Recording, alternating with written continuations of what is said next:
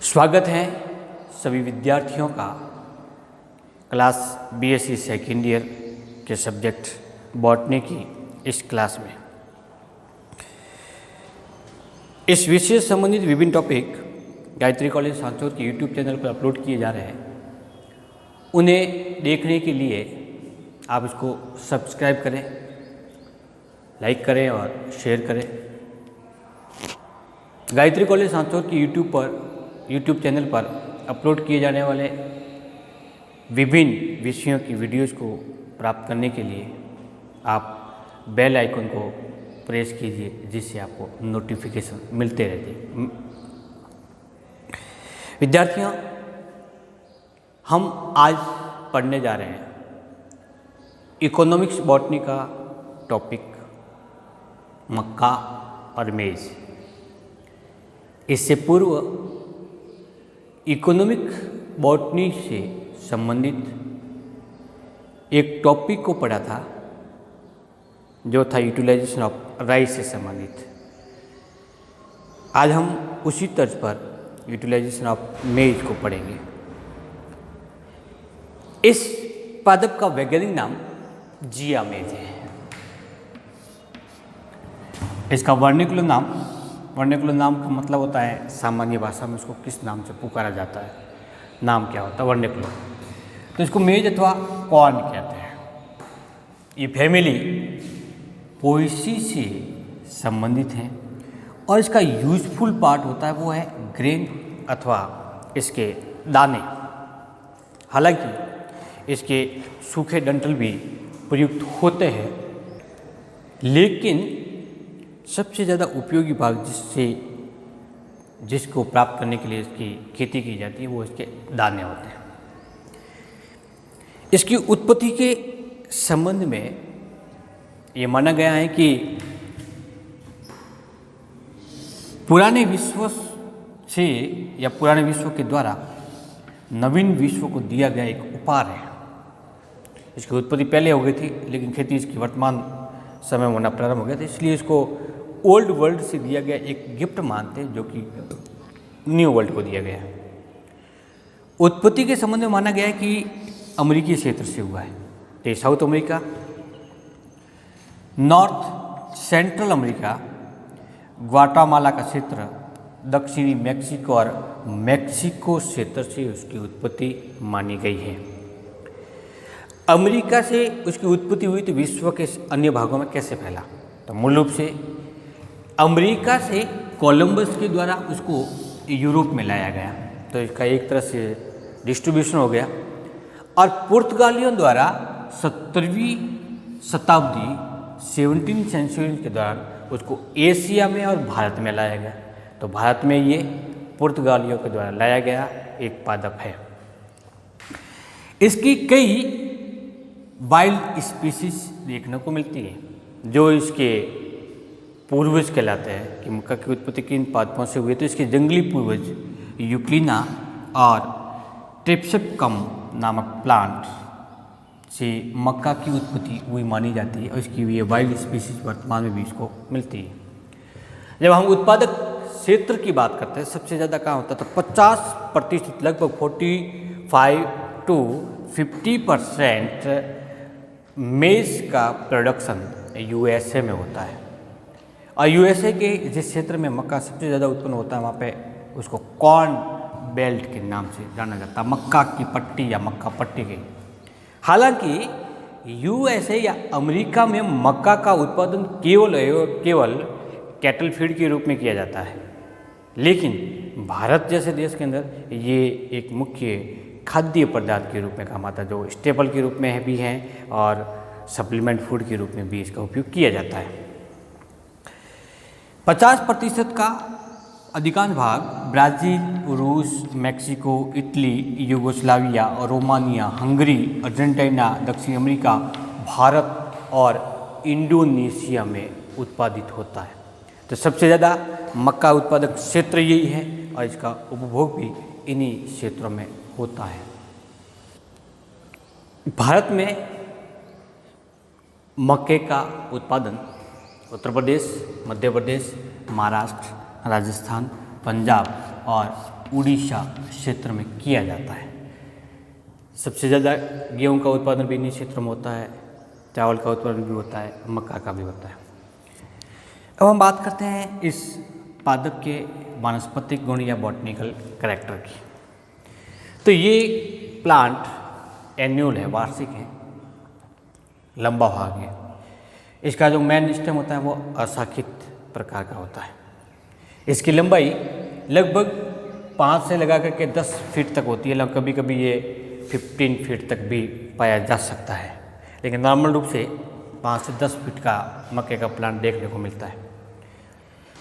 इस पादप में शाखन कम होने के कारण या ब्रांचिंग कम होने का जो पोषिकुल के मुख्य अक्ष से, पोषिकुल के पादप के मुख्य अक्ष से जो ब्रांच निकलती है उसको टीलर कहते हैं। तो जब ब्रांचिंग हो ही नहीं रही है तो इसमें टीलर की संख्या बहुत ही कम मात्रा में पाई जाती है।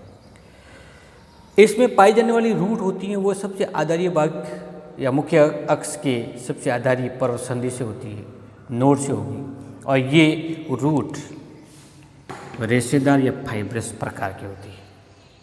इस लंबे स्टम को सपोर्ट प्रदान करने के लिए इसके सामान्य फाइब्रस रूट के अलावा ऊपरी पर्व संधि से 1 या 2 पर्व संधियों से भी कुछ रूट्स निकलती है, जिसको अपस्थानिक या एडवेंटिएशन रूट, फाइब्रस रूट के नाम से जाना जाता है। ये मूल अपस्थानिक मूल इस पादप को सपोर्ट प्रदान करता है, इसलिए स्प्लिट रूट या अविस्तम मूल के नाम से जानी जाती है। अविस्तम मूल आंशिक रूप से हरे रंग की होती है, इसलिए फोटोसिंथेसिस का कार्य करती है, लेकिन सामान्य फाइब्रस रूट होती है वो फोटोसिंथेसिस का कार्य नहीं करती। बात करते हैं हम इसके स्टेम की। तो ये पूर्ण रूप से अनब्रांच्ड होता है, सिलेंड्रिकल होता है और सॉलिड होता है, जबकि पोएसी कुल के अंदर अंतर्गत पाए जाने वाले दूसरे प्लांट जैसे टिटिका में उसमें होलो पाया जाता है। इस पे पूरा का पूरा स्तंभ एक छोटा भाग पर्व, और जहाँ पे दोनों पर्व जुड़े हुए होते हैं वो पर्व संधि अर्थात नोड और इंटर नोड में डिवाइड होता है। तो हम लिख सकते हैं ये इसकी रूट है, ये इसका स्टम्प भाग का भाग नोड, इंटरनोड, और इंटरनोड के साथ में ये नोड। नोड और इंटरनोड की विशेषता क्या होती है? इसके प्लांट की बेस पार्ट में पाए जाने वाले इंटरनोड लेंथ में कम होते हैं और मोटे होते हैं। इसकी पर्व संधि भी तुलनात्मक रूप से मोटी होती है। जैसे जैसे हम शीर्ष भाग की ओर बढ़ते जाएंगे वैसे वैसे इंटरनोड की लंबाई कम होती जाएगी और उसकी मोटाई कम होती जाएगी। इसलिए आधारीय भाग में तो होता है तना हमेशा मोटा, जबकि शीर्ष भाग में होता है वो पतला, लगभग ऊपर की ओर संकीर्ण होना प्रारंभ हो जाता है। प्रत्येक नोड पर या पर्व संधि पर सामान्य प्रकार की लीफ पाई जाती है। ये लीफ भालाकार, लैंसियोलेट या लीनियर रेखिक प्रकार की होती है। इसमें पर्णवंत कम विकसित होने के कारण ये पर्णाशय का निर्माण नहीं होता, केवल लेमिना इसको निरूपित करता है। इसके पर्ण की कक्ष से आधारीय भाग में फीमेल फ्लावर को निरूपित करने वाली स्ट्रक्चर निकलती है, जिसको भुट्टा कहते हैं। और ये भुट्टा स्पेडिक्स पुष्पक्रम का टाइप से है, जिसमें केवल और केवल फीमेल फ्लावर पाए जाते हैं। प्लांट के शीर्ष भाग पर पेनिकल टाइप्स के मेल फ्लावर पाए जाते हैं। एक ही प्लांट पर 2 प्रकार के फ्लावर प्रेजेंट है, अर्थात प्लांट है वो मोनोसियस है, लेकिन फ्लावर है वो यूनिसेक्सुअल। पादप उभयलिंगा शरीर है, लेकिन पुष्प है वो एक लिंगी है। हमेशा शीर्ष भाग में, प्लांट के शीर्ष भाग पर मेल फ्लावर लगे होते हैं और आधारीय भाग में पर्ण की कक्ष से पर्व संधि पर फीमेल फ्लावर लगे हुए होते हैं।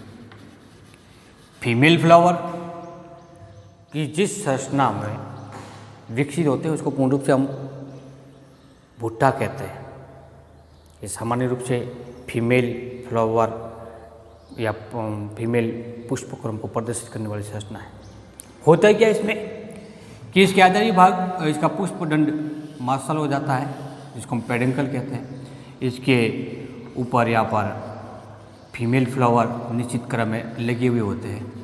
इस पेडिकल का अग्रभाग थोड़ा सा लंबा हो जाता है, जिसको हम अपेंडिक्स कहते हैं, और इसके चारों तरफ सैपत्र एक मार्शल संरचना के रूप में परिवर्तित होकर लिपटे हुए होते हैं, जो कि सामान्य रूप से ग्रीन कलर के होते हैं। इसको स्पेक कहते हैं। इस प्रकार के इस पुष्पक्रम को इन्फ्लोरेसेंस को स्पेडिक्स इन्फ्लोरेसेंस कहते हैं, जो कि रेसिमोस का एक टाइप्स है।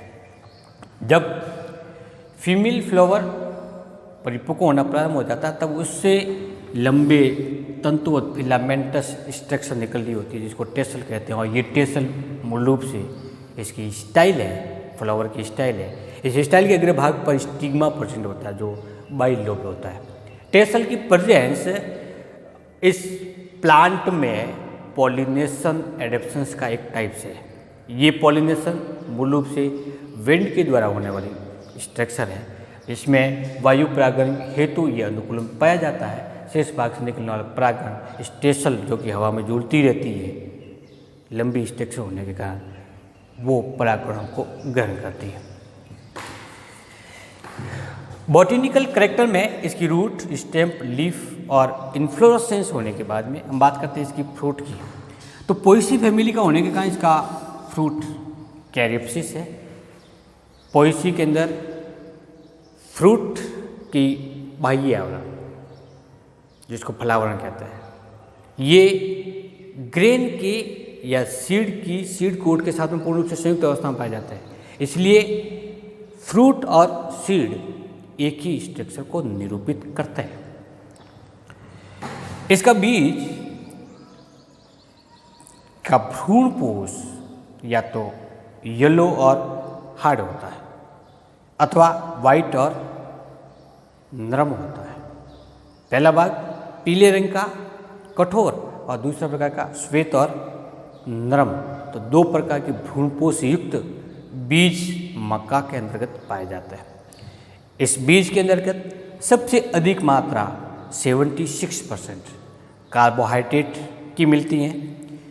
4.7 से 11.4% प्रोटीन पाया जाता है और 1.0 to 3.5% इस बीज के अंतर्गत लिपिड की मात्रा मिलती है।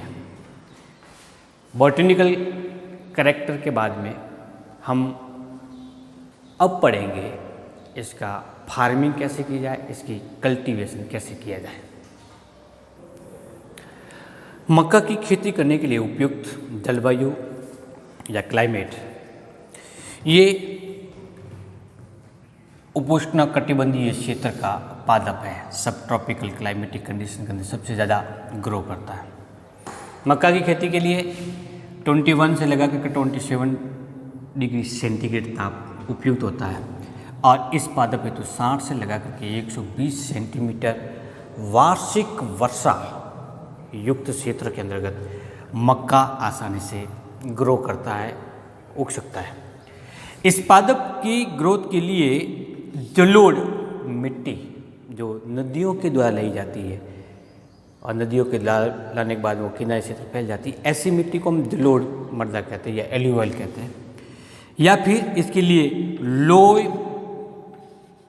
लोम सॉइल सबसे ज़्यादा उपयुक्त होती है। लोम का मतलब दोमट मिट्टी।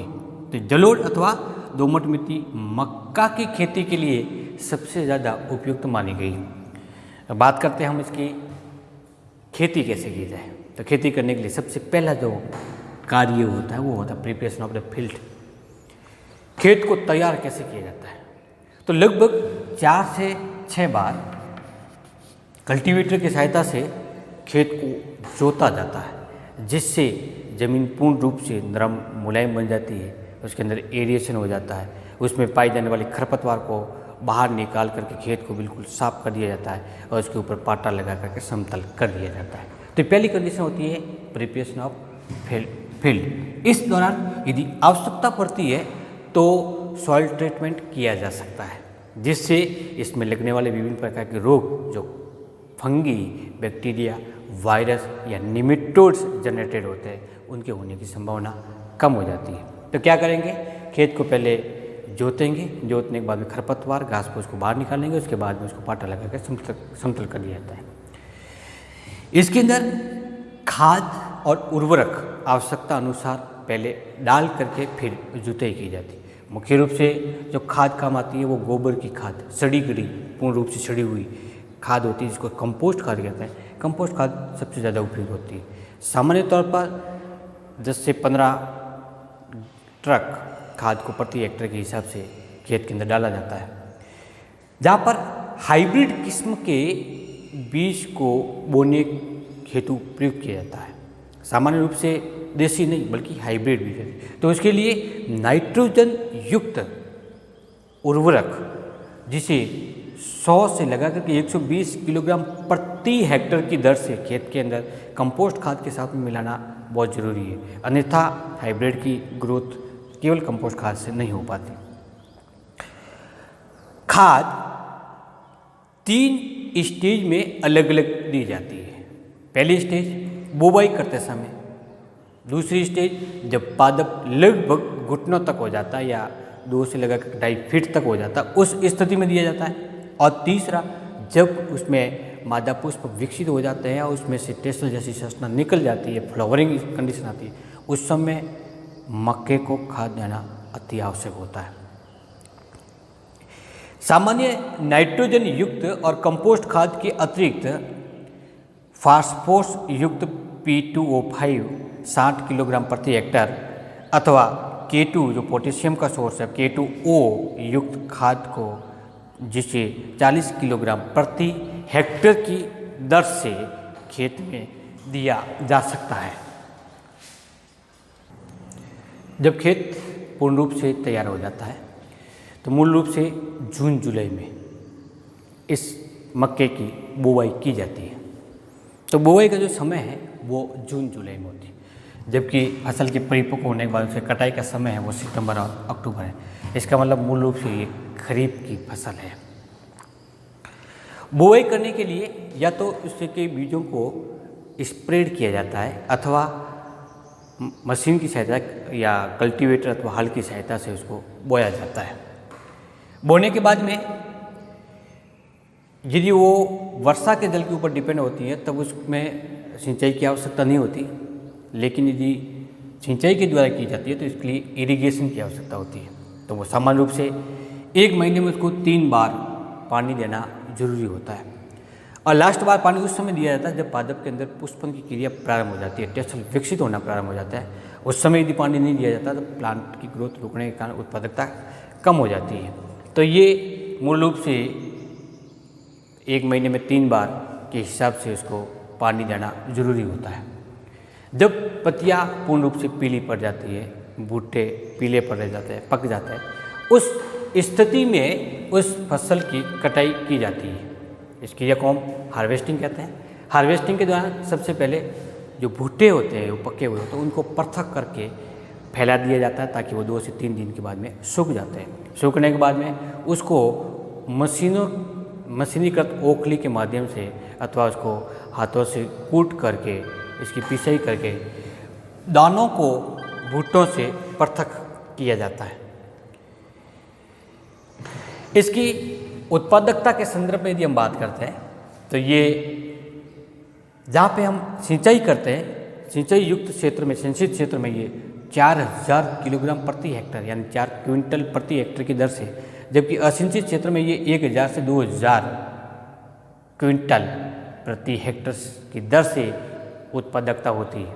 उत्पादकता डिपेंड करती है कि आपने कौन सी किस्म बोई है, उसकी क्लाइमेटिक कंडीशन क्या है, पूरे इसकी अवधि तक फसल के पकने तक वातावरण अनुकूलित रहा अथवा नहीं, सब कुछ परिस्थितियाँ सही रहती है, अनुकूलित रहती है तो इस वैल्यूज के अनुसार उसकी उत्पादकता होती है, अन्यथा कम हो सकती है। बात करते हैं हम इसकी उन्नत किस्मों की, इम्प्रूव्ड वैरायटीज़, जो कि उत्पादकता की दृष्टि से सबसे ज़्यादा उपयुक्त माना गई है। ये वैरायटीज़ वातावरण के अनुसार अलग अलग विकसित की गई है। इस वैरायटी को मूल रूप से IRI Indian agriculture research institute के द्वारा उसको अप्रूव किया जाता है। तो अप्रूव्ड है वो, इसमें से कुछ एक एग्जाम्पल लिए गए हैं, जैसे DKI डेक्लॉप इंडिया फर्स्ट, इसका जीवन काल लगभग 105 से लगा करके 110 दिन होता है। गंगा 95 से लगा करके 100 डेज के अंतर्गत ये पक करके तैयार हो जाती है।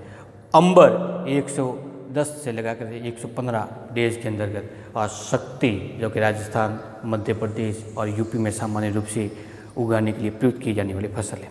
इनकी मुख्य विशेषता क्या हुई कि इसको उन्नत माना गया? तो पहला कि ये कम समय में पक करके तैयार हो जाती है। दूसरा, ये रोग प्रतिरोधक है, जैसे DKI है वो हेलमिंथोस्पोरियम नामक कवक के प्रति प्रतिरोधकता प्रदर्शित करती है। गंगा 5 है वो मिल्डी डिजीज जो कि मूल रूप से फंजाई के द्वारा, फंगी के द्वारा उत्पन्न होती है, के प्रति प्रतिरोधकता प्रदर्शित करती है। तो उन्नत किस्में हमेशा उच्च उत्पादकता युक्त होने के साथ साथ में वो पीड़क रोधी और रोग रोधिता प्रदर्शित करते हैं। इस पादप में कई प्रकार के रोगजनक जैसे फंगी, बैक्टीरिया, वायरस और पीड़क इसको नुकसान पहुंचाते हैं। तो हेड स्मट नामक डिजीज है वो स्पेसिलोथिया रेलियाना के द्वारा होती है। कॉमन स्मट होता है वो स्टिलेगोमेडिस के द्वारा होता है, और बैक्टीरियल स्टॉक रॉट है वो इरविनिया क्रोटोवोरा नामक जीवाणु के द्वारा होती है। तो ये दो तो है वो फंगी डिजीज है, जबकि एक है वो बैक्टीरियल डिजीज है। इन सब का उपचार करने के लिए, ट्रीटमेंट करने के लिए सामान्य तौर पर बोर्ड्रेक्स मिश्रण यूज किया जाता है, जो कॉपर सल्फेट का मिक्सर होता है। मक्के के पादप को मेज स्टेम्बोरियर, जिसको हम तनाछेदक कहते हैं, तनाभेदक कहते हैं, और लीफ रोलर जो पत्तियों को प्रभावित करके उसको विकृत कर देता है, के द्वारा सबसे ज़्यादा प्रभावित होता है। लीफ रोलर के कारण पत्तियां विकृत होने के कारण फोटोसिंथेसिस नहीं हो पाता, जिसके फलस्वरूप उत्पादकता कम हो जाती है, और स्टेम बोरियर या तना भेदक के द्वारा तने के छेद उत्पन्न होने से सेवन की क्रिया प्रभावित होती है। इन दोनों पीड़कों से बचाव हेतु बेंजीन हेक्साक्लोराइड या BHC का सामान्य रूप से छिड़काव किया जाता है या फिर इसको स्प्रे किया जाता है। तो इन प्रतिरोधक पदार्थों का जो कवकनाशी है या फंगिसाइड है और ये पीड़कनाशी है, इनको छिड़काव द्वारा या फिर स्प्रे करके पादप के ऊपर छिड़का जाता है। रही बात यूटिलाइजेशन का, सबसे अंतिम टॉपिक आता है वो यूजेस क्या होता है। सामान्य रूप से हम सब जानते हैं कि मक्का का उपयोग कैसे होता है। जैसे मक्का विकसित होता है तो लगभग अगस्त सितंबर में इसके भुट्टे को ले करके उसको सेक करके अथवा उसके भुट्टे को उबाल करके उसके दाना को खाया जाता है। दूसरा, इस मक्के से पॉपकॉर्न बनाया जाता है, जो सामान्य रूप से खाया जाने वाला एक भोज्य पदार्थ है। कुछ क्षेत्र विशेष में इसकी रोटी भी बनती है, तो रोटी के रूप में या भुट्टे को उबाल के खाया जाता है। इस मक्के के बीज से कॉर्न ऑयल, कॉर्न शुगर जैसी पदार्थ प्राप्त होता है। कॉर्नफ्लेक्सेस एक सामान्य रूप से उपयोग में लिए जाने वाला खाद्य पदार्थ है, जो दूध के साथ में बच्चे सबसे ज़्यादा अच्छी तरह से खाते हैं इसको। मक्के के बीज से प्रोटीन जीन प्राप्त होता है, जिसके द्वारा कृत्रिम रेशे विकसित किए जाते हैं। कभी कभी इसके पत्तों का उपयोग अथवा डंठल का उपयोग चारे के रूप में किया जाता है। तो विद्यार्थियों, आज हमने इस क्लास में मक्के के यूटिलाइजेशन से संबंधित टॉपिक को पढ़ा, जिसमें इसकी उत्पादकता कितनी होती है, प्लांट के बॉटेनिकल कैरेक्टर्स क्या होता है, इसका कल्टीवेशन कैसे किया जाता है, इसमें कौन कौन से रोग और पीड़क इसको प्रभावित करते हैं, इनका उपचार क्या होता है, और सामान्य से इसका उपयोग क्या होता है। नेक्स्ट क्लास में फिर आपके सामने एक नए टॉपिक के साथ में उपस्थित होंगे। तब तक के लिए नमस्कार।